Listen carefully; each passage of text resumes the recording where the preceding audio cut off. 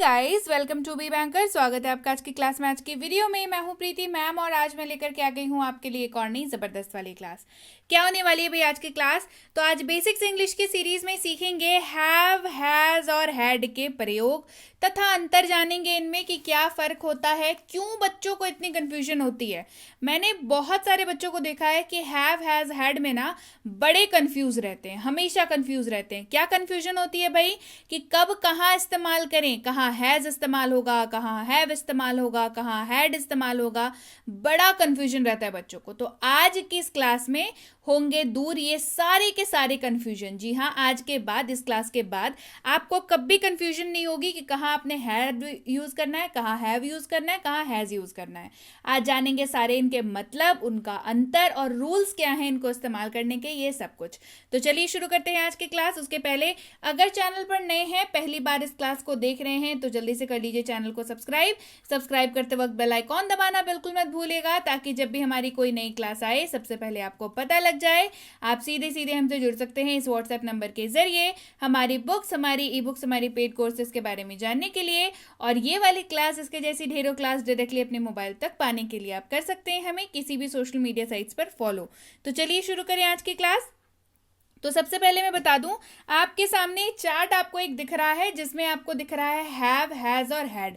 इन तीनों का मैं बताऊंगी कि क्या इनका मतलब होता है, अंतर क्या होता है और रूल क्या होता है। आपको क्या याद रखना है? एक सबसे पहली चीज तो मतलब याद रखना है, दूसरा जो रूल है वो याद रखना है। इसके अलावा आपको किसी चीज पे ध्यान उतनी देने की जरूरत नहीं है।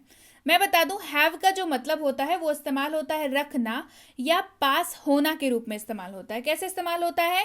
रखना या पास होना।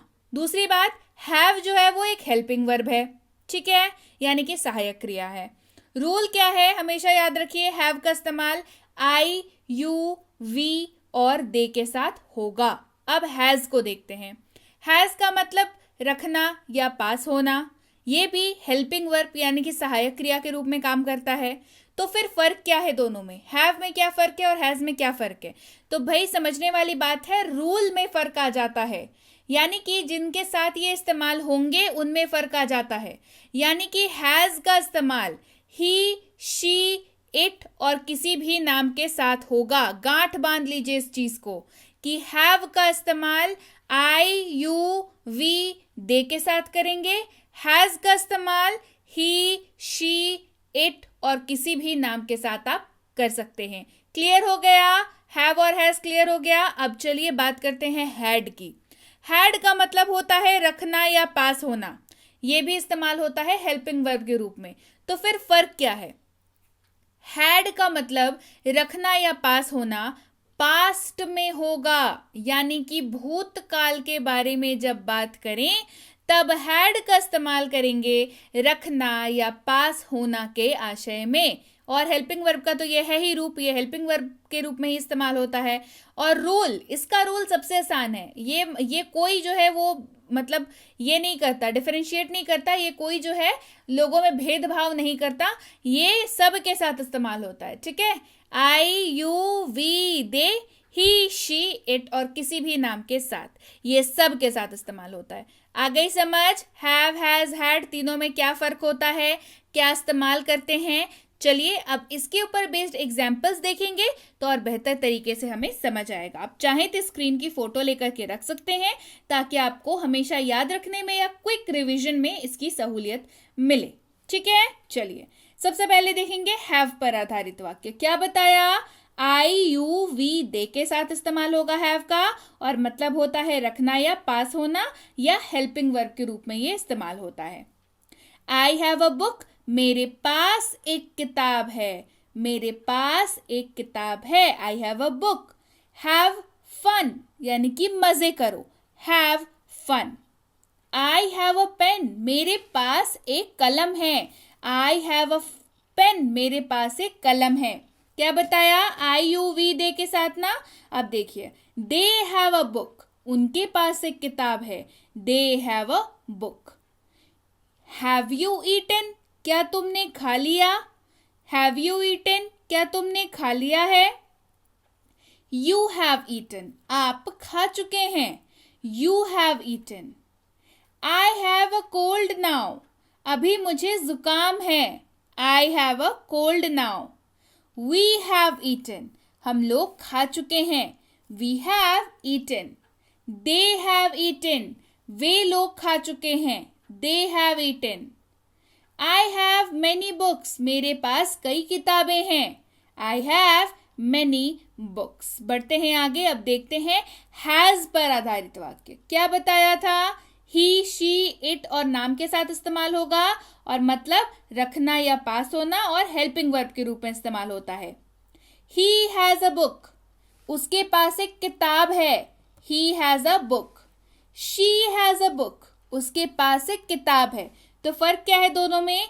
ही हैज अ बुक जब आप बोलते हैं मतलब आप मेल मेंबर की बात कर रहे हैं।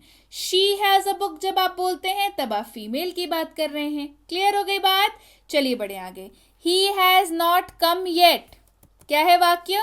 He has not come yet, वह अभी तक नहीं आया है। He has not come yet, वह अभी तक नहीं आया। आप सवाल पूछ रहे हैं, he has not come yet question mark, वह अभी तक नहीं आया है question mark. Monsoon has come, monsoon आ गया है। Monsoon has come. मॉनसून क्या है भाई? मॉनसून जो है वो मौसम का नाम है। क्या बताया था? ही, शी, इट और किसी भी नाम के साथ। तो नाम तो मौसम के भी हो सकते हैं। तो monsoon has come. She has gone out, वह बाहर गई है। She has gone out.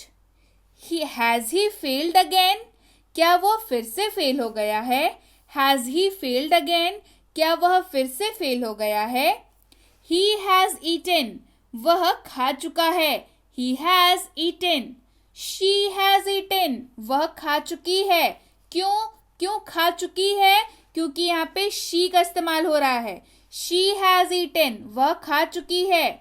Mohan has eaten, Mohan खा चुका है। Mohan has eaten.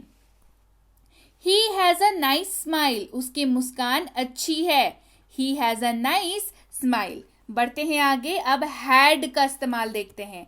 हैड का मतलब भी क्या बताया? पास्ट में पास होना और हेल्पिंग वर्ब के रूप में इस्तेमाल होगा और ये भेदभाव नहीं करता। Had, I, you, we, they, he, she, it और किसी भी नाम के साथ ये आराम से इस्तेमाल होगा। एग्जाम्पल देखिए, आई हैड अ कार, मेरे पास एक कार था। I had a car. He had a car, उसके पास एक कार था। He had a car. Mohan had a car, Mohan के पास एक कार था। Mohan had a car. He had eaten, वह खा चुका था। He had eaten. मोहन खा चुका था। मोहन हैड ईटेन, मोहन खा चुका था। मोना हैड ईटेन, मोना खा चुकी थी। यू हैड बीन ईटिंग, आप खाते आ रहे थे। You had been eating. Clear हो गई बात? सो यस गाइज, ये थी आज की क्लास कैसी लगी कमेंट करके बताना बिल्कुल मत भूलिएगा। आज हमने पढ़ा हैज, हैव और हैड के प्रयोग, अंतर और उसको इस्तेमाल करने का तरीका, यानी कि रूल क्या है उसको इस्तेमाल करने का। तो उम्मीद है आज के बाद आपको कभी भी हैज, हैव और हैड में दिक्कत नहीं होगी। आपको अब पता है कि कहाँ इस्तेमाल करना है हैव, कहाँ इस्तेमाल करना है हैज, कहाँ इस्तेमाल करना है हैड। तो जब क्लास इतनी अच्छी है, आपको पसंद आ गई, आपका कॉन्सेप्ट क्लियर हो गया, तो लाइक करना तो बनता है। चलिए जल्दी से कर दीजिए क्लास को लाइक और कर लीजिए शेयर, और नहीं किया है चैनल को अभी तक सब्सक्राइब तो जल्दी से करके रख लीजिए, ताकि ऐसे ही जो कॉन्सेप्चुअल क्लासेस आती रहें और फ्री वाली कोर्सेज आती रहें तो आपको हमेशा पता चलता रहे। इसके साथ ही आप सबके सामने है भारत का इकलौता मिनी स्पोकन इंग्लिश कोर्स, जिसको आप प्यार से छोटू स्पोकन इंग्लिश कोर्स भी बुला सकते हैं, जिसमें आपको मिल जाता है दुनिया का हर वो वाक्य जिसका इस्तेमाल आप कर सकते हैं अंग्रेजी बोलते वक्त, उनका इस्तेमाल, उनका रूल्स, उनका स्ट्रक्चर, ये सारी चीजें, और साथ ही साथ ई बुक भी। ये कोर्स आ चुकी है, इसकी ई बुक आ चुकी है। स्क्रीन पे जो इमेज आपको दिख रही है वो इसी मिनी स्पोकन इंग्लिश कोर्स की ई बुक की इमेज है। तो ये अगर आपको अभी तक नहीं मिली है तो स्क्रीन पे आ रही नंबर पर आप कर सकते हैं व्हाट्सएप मैसेज लिख करके कि मुझे मिनी स्पोकन इंग्लिश कोर्स और उसकी ई बुक चाहिए, तो आपको ये दोनों हमारी टीम द्वारा भेज दिया जाएगा। इसके साथ ही बहुत जल्द लॉन्च करने वाली हूँ 3 किताबें और एक किट, यानी कि एक किताब होने वाली है हेल्पिंग वर्ब के ऊपर, एक किताब होने वाली है डेली लाइफ सेंटेंसेस के ऊपर, और एक किताब होने वाली है डेली लाइफ वर्ड्स के ऊपर, और साथ ही आने वाली है एक फुल ऑन पैकेज। तो इन सब में से किस चीज के लिए आप सबसे ज्यादा एक्साइटेड हैं मुझे कमेंट करके बताना बिल्कुल मत भूलिएगा। इसके साथ ही अगर आप जुड़ना चाहते हैं हमसे हमारे premium WhatsApp spoken English course पे, तो इसकी इंक्वायरी आप स्क्रीन पे आ रही नंबर पर कर सकते हैं। इंक्वायरी किस बात की करनी है भाई? क्या कोर्स है, कितने दिनों का है, आप कितने दिनों में सीख जाओगे, अगली बैच इसकी कब शुरू हो रही है, आप कैसे एडमिशन ले सकते हैं, ये सारी डिटेल्स आप व्हाट्सएप पर मैसेज करके पूछ सकते हैं। ये है बेसिक इंग्लिश ग्रामर कोर्स, यानी कि ग्रामर की वही बेसिक वाली कोर्स जिसमें जीरो से ग्रामर सिखाया जाता है। आप हमेशा पूछते हैं ना मैम जीरो से सीखना है, जीरो से सीखना है, तो लीजिए भाई बेसिक इंग्लिश ग्रामर कोर्स, जहां पे जीरो से यानी कि बेसिक से सिखाया जाता है आपको ग्रामर, आपके ग्रामर के बेस को स्ट्रांग और मजबूत करने के लिए। इसके साथ ही बच्चों को ग्रामर सिखाना ना, सच बताऊं बच्चों का खेल नहीं होता, लेकिन अभी आसान है क्योंकि बी बैंकर लेकर के आया है basic English grammar for kids, जो कि छोटे बच्चों के लिए ग्रामर वाली कोर्स है, जिसमें आपको मिल जाती है बच्चों को सिखाने के लिए, मतलब इतना इंटरैक्टिव ये कोर्स है कि बच्चे जो है ना वो खेल खेल में बड़े आराम से सीख लेते हैं। तो इसकी इंक्वायरी भी आप स्क्रीन पे आ रही नंबर पर कर सकते हैं। और अगर आप स्कूल जाने वाले बच्चे हैं या आपके बच्चे स्कूल जाते हैं तो ये कोर्स फिर बिल्कुल आपके लिए है। चाहे आपकी वोकैबुलरी हो, चाहे आपका हो ग्रामर सेक्शन, चाहे आपका हो राइटिंग सेक्शन, क्योंकि राइटिंग सेक्शन हो या ग्रामर सेक्शन हो आपको ग्रामर का ज़रूरत है। आपका लिटरेचर सेक्शन होगा उसमें भी आपके ग्रामर की ज़रूरत है। ये सारी चीज़ें इसमें कराई जाती है।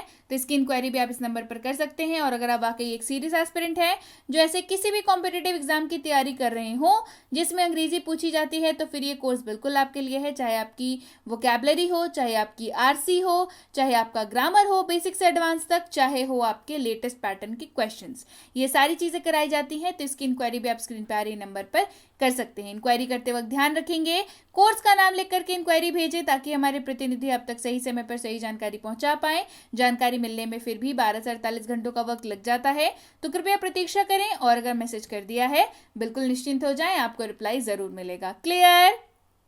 So yes guys, that's it for today. Thank you so much for watching. Be with B Banker, empowering lives through knowledge. Thank you so much for watching. Stay tuned to